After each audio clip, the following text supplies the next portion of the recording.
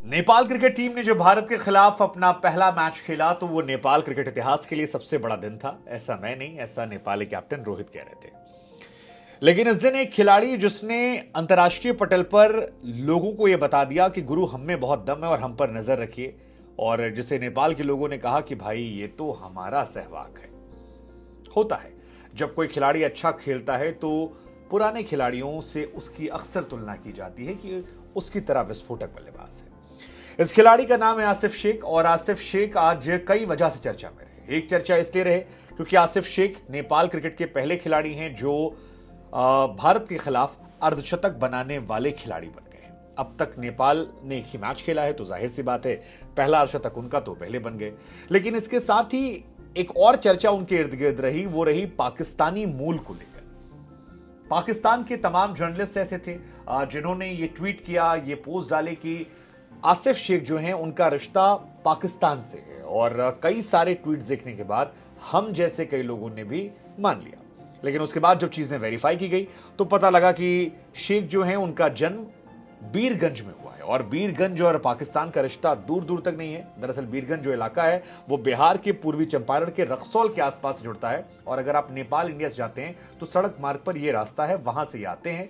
कोलकाता से भी अगर आप जा रहे हैं तो ये सबसे सेफ रास्ता नेपाल जाने का। तो एक तो हमारी अपॉलॉजी उन हमारे तमाम नेपाल के प्रशंसकों को जो हमें मेल कर रहे थे कि सर बाकी सब ठीक है, ये वाला थोड़ा मामला गड़बड़ हो गया।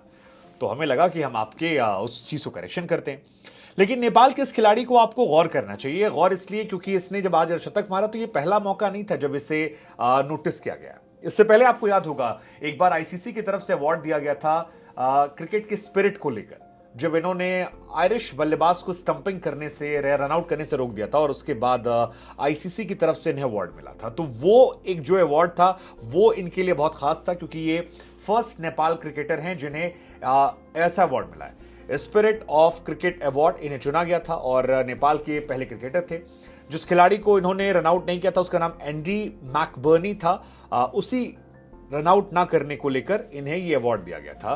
दरअसल मैकबर्नी जो हैं वो रन ले रहे थे, और रन लेते लेते वो एक खिलाड़ी से टकरा जाते हैं जिससे समय पर क्रीज पर नहीं पहुंचे थे, और आसिफ शेख के पास रन आउट करने का मौका था। लेकिन इस खिलाड़ी ने क्रिकेट के स्पिरिट को दिखाया और उसके बाद रन आउट नहीं किया। ये क्रिकेट की स्पिरिट हाल फिलहाल में काफी चर्चा में रही, खासतौर पर जब पाकिस्तान में शादाब खान का रन आउट हुआ था तब काफी ज्यादा इसकी चर्चाएं हो रही थी। तो इन्हें उस स्पिरिट ऑफ क्रिकेट के तहत अवार्ड दिया गया। ये रन आउट कर सकते थे लेकिन नहीं किया, जो इनके कैरेक्टर को डिफाइन करता है। आई थिंक वहां से इनको लोगों ने हाथों हाथ लिया, इनके बारे में चर्चा हुई। अब बल्ले से चर्चा हुई, पहले कैरेक्टर चर्चा, अब परफॉर्मेंस की चर्चा। और यह खास इस लिहाज से भी हो जाता है क्योंकि नेपाल की आबादी कम है। मतलब आबादी जो है उनकी, अगर आप यूपी बिहार के मुकाबले देखेंगे तो बहुत कम है। इंडिया के तमाम ऐसे स्टेट्स हैं जहां पर नेपाल से ज्यादा आबादी है, और ऐसे में वर्ल्ड के नक्शे में जो एक देश बहुत छोटा सा नजर आता है, वहां से एक बड़ी छलांग लगाना और एक बड़े मंच पर आकर बड़ी परफॉर्मेंस के जरिए बड़ा मैसेज देना, ये अपने आप में खास है। पाकिस्तान के खिलाफ भी उनके गेंदबाजों ने अच्छी गेंदबाजी की थी शुरुआत में 30 ओवर तक, और इंडिया के खिलाफ उनके बल्लेबाजों ने अच्छी बल्लेबाजी की। इंडिया 7 बार का चैंपियन है, तो डायरेक्टली तो इंडिया और नेपाल का कोई तुलना नहीं है क्रिकेट की इस पिच पर। लेकिन जिस तरह से पूरे हिम्मत से वर्ल्ड क्लास बॉलर्स का सामना किया, सिराज जैसे गेंदबाजों की गेंद पर छक्के लगाए, बड़े बड़े शॉट्स लगाए, वो आसिफ को भी डिफाइन करते हैं। हालांकि आसिफ को एक जीवनदान भी मिला था, लेकिन उस जीवनदान का इन्होंने बहुत फायदा उठाया और 97 बॉल पर 58 रन बनाए, जो इस मैच की हाइलाइट्स में एक थे। और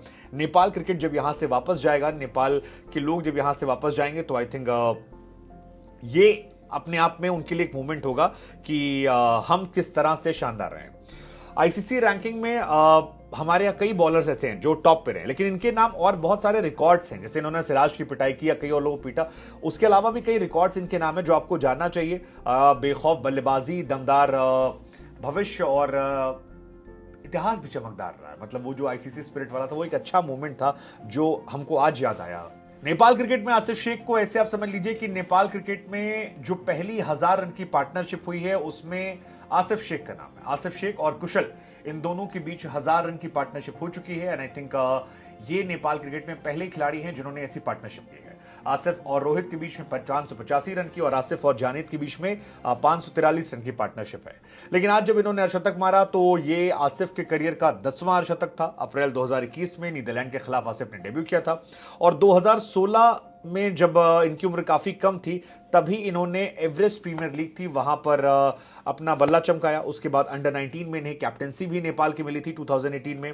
2019 में अंडर 19 एशिया कप खेला, वहां से फिर काफ़ी ज़्यादा इनकी परफॉर्मेंस को नोटिस किया गया। फिर 2020-21 में ट्रायंगुलर सीरीज थी जहां पर इन्हें मौका मिला पपुआ गिनी के खिलाफ, और वहीं 2023 में मार्च में इन्होंने पहला अपना हाफ सेंचुरी मारा। तो इनके फ्यूचर को लेकर चर्चाएं बहुत ज्यादा तेज हैं। ओडीआई में अब तक इनके नाम 1 शतक भी है और 10 अर्धशतक हैं।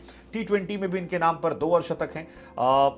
कई सारे और परफॉर्मेंस जो है लिस्ट और तमाम जगहों पर बनाए हैं, लेकिन फिलहाल 3-4 बातें जो हमको लगा कि आपको बतानी चाहिए। एक कि फर्स्ट नेपाली क्रिकेटर जिसने इंडिया के खिलाफ हाफ सेंचुरी मारी, फर्स्ट नेपाली क्रिकेटर जिसने 1000 की पार्टनरशिप की, फर्स्ट नेपाली क्रिकेटर जिसने ICC spirit of the cricketer का अवार्ड जीता, और ये पाकिस्तान से नहीं है, नेपाल के हैं, वीरभूमि के हैं, तो वबीरगंज के हैं, तो वहां पर कोई क्वेश्चन ना हो।